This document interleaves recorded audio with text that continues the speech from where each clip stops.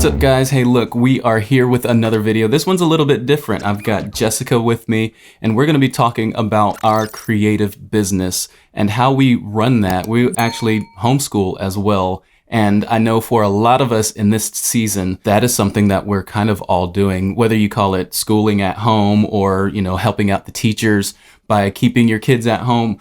We're all kind of in this together. But because we have schooled from home and work from home, I think we have a little bit of insight that we can share. Yeah, so here are our top 10 tips on how to deal with your family when you're quarantined.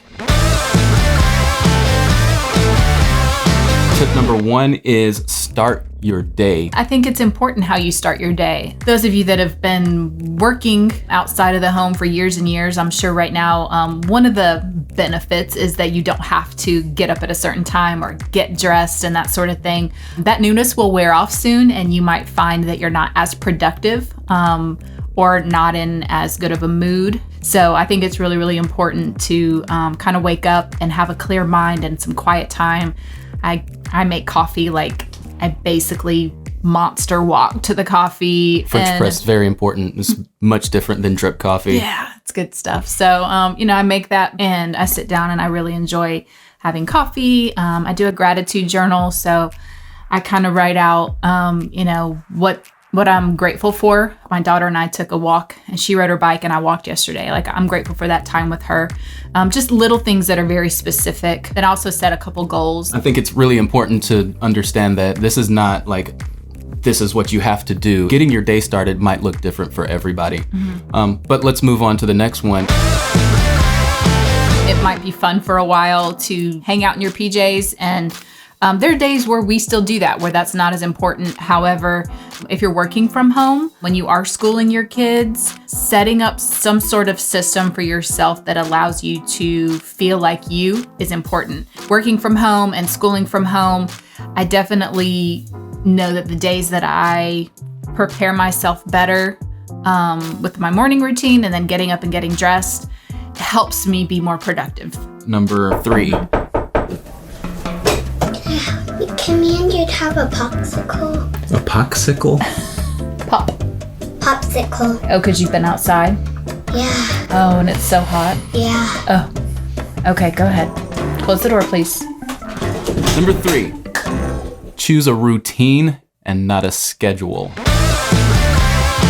Some people might think that's the same thing, but a good friend of mine, Lainey Barrett, she has a blog and does a lot on social media, and this was kind of her terminology shift. So a schedule might look more like a timed out increments for the day, and you might want to stick to that schedule.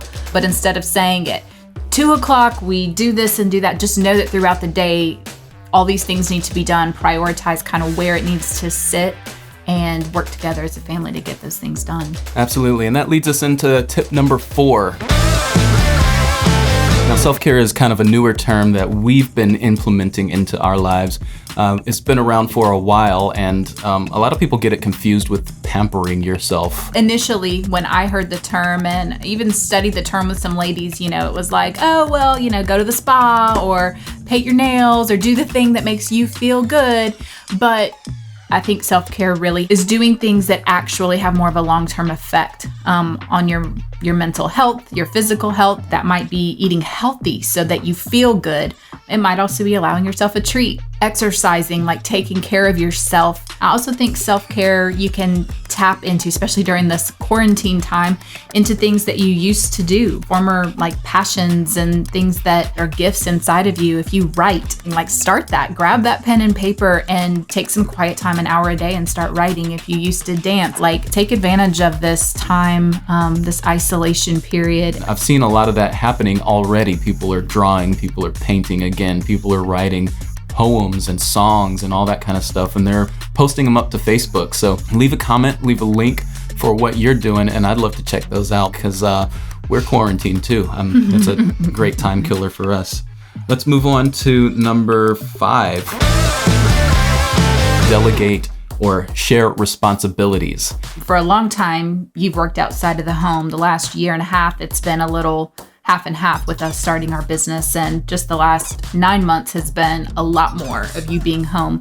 So when you're gone, I manage the house. That's my job. And so I think it's important to kind of switch up our system a little bit and reevaluate, because we're all home now. And I think that applies to everyone. You guys are used to being out working, kids at school or daycare and baseball and karate and church and all these things. And now everybody's home. And so I think reevaluating the systems that you have in place when it comes to cleaning, when it comes to cooking, when it comes to, maybe you have little ones. So who's bathing the kids tonight and who's cleaning up the kitchen? Who's putting the kids to bed? I don't know, just communicating about it, setting your intentions and having a system in place so that it can all get done and it's not all on one person. Yeah, those dishes that were always not done because no one was home for breakfast or lunch and the only meal you had to make was dinner no longer exists. Yeah. So you've got, triple the dishes that you had to do before. Mm-hmm. And I think communication is key. How are we going to get all of this done? What happened to all the forks? All of those things. Use the same cup all day long. You don't get another cup. I don't care if you had chocolate milk in that one. Rinse it out and use it again. Number 6 is school. Ah! The big S word. Homeschooling is very new and different to 95% of our society. It's just not been the norm, and now it is, and it has to be. And it can feel overwhelming. It can feel like you've been sabotaged. It's not fair what's going on. Some of you might be excited about it, but there's definitely a shift and a change that's happened. And now all families, every family is supposed to be focusing on their kids' education. Our high schooler, who is now home, his school has been sending assignments through Google Classroom, and every school and every school district is doing it just a little bit different. Ours has really been great. Yeah, I think it's super important too. When you've got a public schooler that is now at your house and you're schooling them at home, take the opportunity to coach them. You don't get that opportunity to instill your work ethic into your kids like you will when they're doing their work at home. As much love and joy and peace and gentleness and kindness and self-control that you can have, the better this is going to turn out for your family. I would hate to see kids and families more damaged because of this than the opposite. And I feel like that this is an opportunity for us as families, as family units, to really hone in on who we are as a family and who our children are and how we can love them well and serve them well. Tip number 7, get out of the house. Kind of. Don't take that too far. We're self-quarantined, but that doesn't mean we can't go out in our backyard, can't go in our front yard.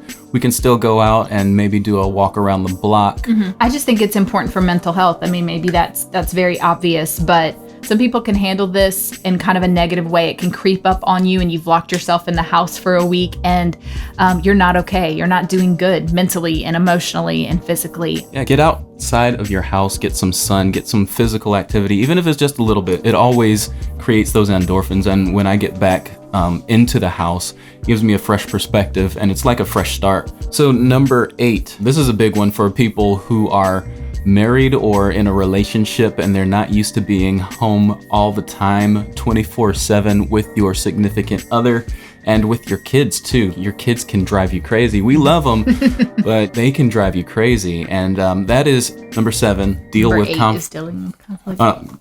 8. Number 8. How do you deal with conflict the right way? What is the right way to deal with conflict? Throwing your phone. You throwing your phone is a good one. Screaming. If your wife brings you the wrong plate of food, throwing it across the kitchen, that's a real big one that we do. Mm-hmm. Those are all wrong. I would never. Mm-hmm. I think if I ever did that, I'd get socked in the face or something. There would be a brawl. So let's talk about dealing with conflict the right way. How do we deal with conflict? We really don't fight a lot verbally. Attacking one another. I mean, that's just something that we don't do. We don't tear each other down. We don't name call, that sort of thing. Now that doesn't mean we don't want to, or we don't have triggers or frustrations or disagreements, that sort of thing. We just don't we don't lash out with it. Dealing with conflict is something that we've been working on since the beginning of our marriage, really. A lot of dealing with conflict isn't not bringing up the issue, but it's bringing up the issue in the right way. If that means bringing it up right away when it happens, then do that. If it means holding back those emotions and going to wait a few minutes to cool down so that you can bring it up later in a more calm, speaking to me like a human manner, then do that. But like for me, if something's bothering me, I need to bring it up pretty much immediately, because I'll go back and forget about it, and then the next time it happens, it bothers me even more. And the next time it happens, it's like a snowball effect until it's like, why do you keep doing this? Well, she or he keeps doing that because you haven't communicated that it's bothering you. And so they don't know.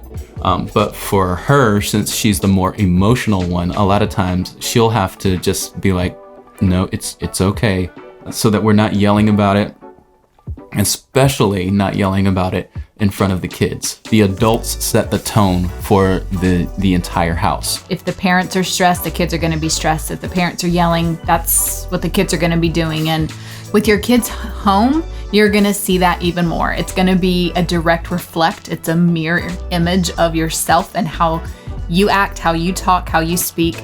Your kids are going to be that way too, because they're with you all the time. And that brings us to number 9. We're getting close to the end here, guys. And that is to have fun and be creative. That's a huge one for me because I do creative stuff all the time, but now that we're home all the time, I have a little bit more time to be creative for myself, which is why we're doing this video. I don't think this video would have happened if it wasn't for us being self-quarantined. So how do we do that as a family? Here's an example of something that I did earlier. Jessica was on a conference call / Facebook Live with a bunch of other ladies sharing about homeschooling to a mom's Facebook group. So what I did was got the kids settled with some electronics. Yeah, I used electronics a little bit, but I was in my daughter's room, physically in there with her, and I was playing dolls with her. So just being creative in that aspect, using your imagination, take yourself back to when you were a kid and, just put yourself in that state for a little bit and be on that level with them for a little while. And I think that's super important to do from time to time anyway, but when you're self-quarantined, you'll have a lot of time to be able to do that with your kids. And I think those are special moments. Yeah, you have the time. Say yes. Do the thing that on a normal weekend or weekday, especially, you wouldn't be able to do. Build the tent for the living room and let them sleep in the living room. Camp in the backyard, get the tent out and do that. The key is to use your imagination and do something a little bit out of the box. Let's move on to the last tip. Put down the electronics. Social media is a great tool, but I know personally it's probably the number one thing that causes anxiety for me. And I don't use that word lightly, but seeing everybody and everything, the good, the bad, the ugly, comparison. I mean, there's just so much that happens, even if you're not meaning to. It's almost just like the world is thrown at you and you're just scrolling and scrolling and scrolling and scrolling and oh, that's great. Oh, that's terrible. Oh, I should do that. Oh, I need it's just a constant, for me, trigger, really. When I want to go to social media and maybe just kind of zone out from my world a little bit, it rarely feels me like I'm looking for, I'm looking for an outlet or rest or something like that. And it usually does the opposite for me. And that's just personally. Now, I love social media and I jump on here and there, but there have been periods in my life where I've had to completely get off for weeks at a time. And same goes with our kids. They just want to be on their tablet all the time or on the Xbox all the time. And it's a great tool for the kids to have, but you have to monitor their time because it will really cause stress in them too. They just don't know it. And then they're acting out or they're extra tired and you're not really sure what's going on. It's important to not just lose yourself in electronics and especially social media. Absolutely. Well, that's it, guys. That was our 10 tips on how to deal with your family in quarantine. If you like this format, let us know. This is a little bit different than we've ever done before, so let us know in the comments. I know that a lot of us have a lot more time right now because we're quarantined and we're not getting out of the house as much. Some of us have to get out of the house because we've got those important jobs. If you are a doctor, a first responder, firefighter, police officer, working in the military, any of those. Truck driver, grocery store. Yeah, absolutely. Right now in this time, we want to say thank you so much. But for the rest of us, I know we've got a lot of free time. So if you want to see more videos with me and Jessica, I'm going to leave a link to our vlogs that we've done. You can go ahead and watch all of those. If you liked this video, you can give us a like. You can give us a comment down below. Tell us what you think of this format. And that's it for this video, guys. We'll see you guys in the next one.